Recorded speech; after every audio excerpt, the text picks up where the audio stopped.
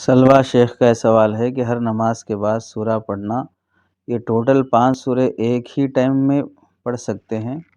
جواب یہ ہے کہ جو صورتیں جس وقت پڑھنا اور اس کی جس وقت فضیلت بیان کی گئی ہے اس وقت پڑھنا بہتر ہے۔ جیسے فجر کی نماز کے بعد سورہ یاسین پڑھنا، تو حدیث میں ہی ہے کہ جو شخص صبح شام سورہ یاسین پڑھے گا، تو صبح کے لفظ کے ساتھ جب آیا ہے تو سورہ یاسین صبح میں پڑھنا چاہیے۔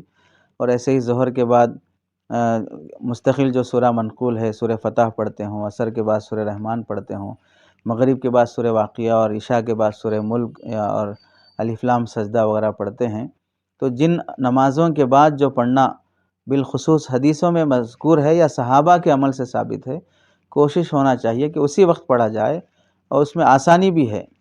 2-3 صفحات کا سورہ رہتا ہے تو پڑھنا مشکل نہیں ہے۔ 5 سورے اگر ایک ساتھ کریں گے تو ایک تقریباً آدھا پون پارہ ہو جائے گا، اور وہ پڑھنا بھی مشکل ہوگا۔ ایک سورہ پڑھیں گے دوسرا چھوڑ دیں گے، اس لیے ہر نماز کے بعد جو 4 منٹ لگیں گے اس وقت پڑھ لیں۔